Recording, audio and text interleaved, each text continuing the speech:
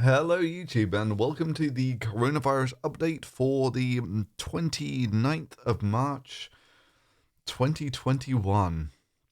Over a year, and I wish it was good news and that I could tell you it's all going to be over soon, but that's not really what it's looking like. Not entirely true, actually. So, last time I started off with Israel because Israel had some huge vaccination thing and the cases weren't going down like they were expecting. Now that's looking a lot better. We'll come back to that shortly. But let's take a look at the whole world for the start. So what we've got here is this is daily cases for the world. And we're going up again. That's not so good. So these are daily cases. So there's as many. We're not far off an all-time high. We're at 80% of an all-time high at the moment, and going up steeply. This isn't the cumulative cases, of course. Cumulative cases look something like that. And for this to end, this has to go up and plateau over and become flat again. Daily deaths it's not greatly down. So in total, we're looking at the best part of 3 million dead so far, which is actually quite a lot of people. I mean, this is, you're looking at, half Holocaust type numbers here. All right. I mean, most of these might have been old and sick and all that sort of thing. It's still an awful lot of dead people. And, it's only, if you like, by a lucky roll of the dice that thus far it only kills old people. And even if you're going to sort of say, I don't really care about that so much, by the time you got them this much viral load on the planet, there's a good chance that variants pop up that don't necessarily just kill off the old and the weak. Anyway, so let's start with the good news. Israel. When I last looked at this, the UK was doing fantastically. They were going down. It looked like to zero, and everything was going to be fine in the UK. And Israel looked nowhere near as optimistic, seeing as they had some huge vaccination program. However, a few weeks later now, and Israel is looking bloody fantastic. This looks like it's a straight line going to zero. Usually you expect these things to sort of asymptotically plateau off at zero. This looks like it just goes down to zero and that's the end. Daily death doesn't look quite so pretty, but we're looking at 20 deaths per day here, or less than 20. You're at small number statistics here. So Israel actually looks pretty hopeful now. For the rest of Europe, not so much. So let's start off with the UK, who were last time looking bloody fantastic. And for deaths, it's actually still looking pretty good. However, when you take a look at daily cases, this ain't what you're looking for, right? As a general rule, this needs to keep going down and keep going down. It only wants to plateau off at zero. If it's plateauing off above zero, it's likely that you're turning around. And very shortly, the UK will be following suit with what has happened across most of Europe. And what's happened across most of Europe can be highlighted mostly by the Czech Republic, which got its second or third wave, this one, much sooner than everyone else. And if you go across the border into Poland, you'll see they're a little behind where we are. They're an all-time worst at the moment. And likewise, you sort of skip across the border to Germany, and this is ramping up. And Germany's, they've just announced they've got a whole new series of lockdowns, and it's pretty much the same story across the entire of Europe. Italy looks like it's following suit with the Czech Republic. They've had this big spike, and it's going down again. Last year, by the way, if it follows the pattern of last year, it really dies off, come May. So it's never clear quite whether that was lockdowns or some, the onset of summer that was helping you out there. But, keeping on that, pattern from last year, let's take a look at something scary. India. India, yeah, they didn't tail off in some summertime. Well, as it went on to summer, they actually had their big spike in summer, which is weird because it's an equatorial type country anyway. But this seems to be the sort of pattern of the more not Mediterranean, equatorial type countries.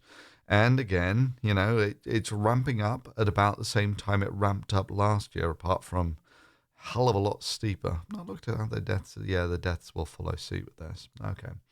And likewise with Brazil. Brazil's never really got it under control, but you can sort of see this was their first wave. Looks very similar to the Indian first wave, and this is arguably the second. Again, they're getting up to 100k cases per day, and this is the only other country that even remotely rivals America in terms of deaths per day. I mean, you come up to America, we're at 30 million cases in America, which is like, that's confirmed cases. That's 10% of the country.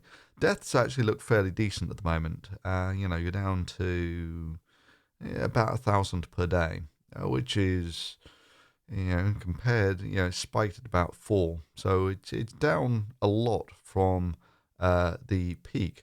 But worrying signs. Remember what I was saying? This is much more like what you're seeing in the UK. It's not going all the way down, and indeed there are signs that it's twitching back up again. This is the pattern that we've watched all across Europe over the past month or so. Like I was saying, take your pick. France. Okay, France is a bad example. France never really got it under control, but it's going up again. But Germany were like this. They sort of get it under control, then it starts going. So basically, if it plateaus like this, it's not good news. You really want it to be plateauing out at 0. Otherwise, it's just going to go up again. These are record cases.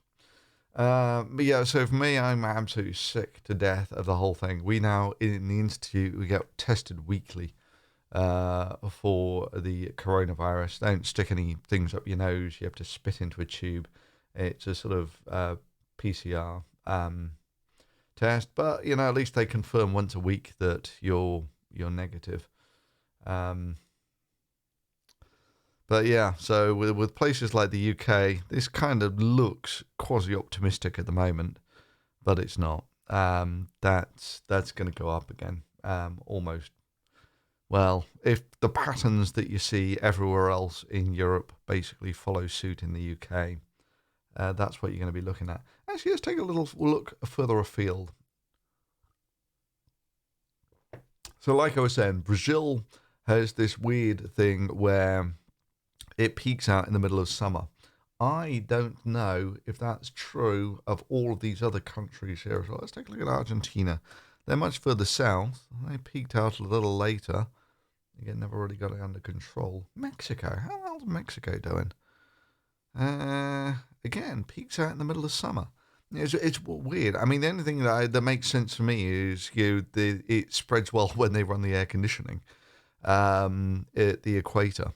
And that's why it peaks out in summer. I'm making it up, but it seems like a sensible suggestion. Peru, all over the place.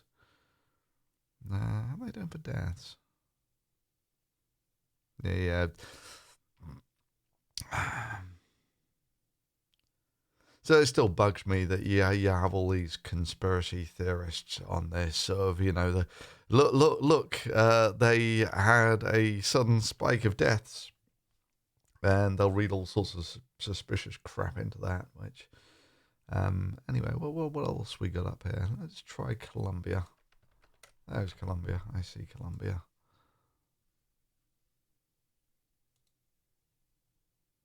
Again, peaks out in the just late summer, which is If this was classical respiratory virus thing, you expect it to do well in winter or when it's cold in the northern hemisphere, and it to do well when it's cold in the southern hemisphere. But you don't expect much in the equator. How's South Africa doing? South Africa. Oh, yeah, this doesn't look too bad. Right, if you can actually get it down and it plateaus for a while, you're doing okay. It's when it sort of comes down and the rate of change of the curve basically stays constant, so it just hooks back up again, which has been almost universally the pattern in Europe. Let's, for a laugh, see how South Korea is doing, because they did really well with the first wave. And it's, wow, they had much more. They're up to 2,000 deaths. So this was the benchmark that I used to judge America by. Was South Korea's got about 1/6 of the population of America. So, if America had the same death rate, it would be about 12,000. In reality, America is it's well past 500,000 now. I mean, this rate, you might be. Let's take a look at the cumulative deaths for America. That's not cumulative deaths for America. It's cumulative cases. That's right. There we go. Cumulative deaths. So where does this level out?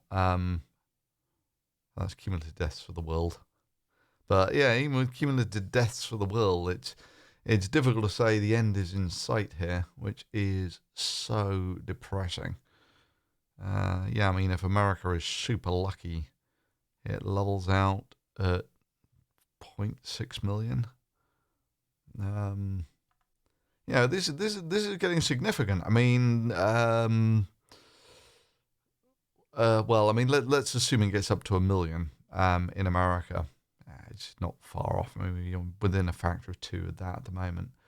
That means the population of 300 million. That means 1 in 300 had died of this in basically the last year. Anyway, so that's the coronavirus update for T+1 year. I mean, the nightmare scenario is the vaccine does well wiping out variants, but there's so much of it now that there's a gazillion variants hidden under this, just waiting for you to wipe out all the competition. Evolutionary terms, of course, 1/300th of your population is not evolutionarily threatening, but still a lot of dead people. Anyway, so on that depressing note, I'm sorry I've not been around so much for the last month. It's been busy with one thing or another. Should have a paper up and a video to go with it about tasting quantum nuclear effects, hopefully in the next week. That's going to go up on the Thunderfoot channel, and hopefully I'll have some more bloggy style videos here. Many thanks for watching. Hope you found it useful, and I will see you next time.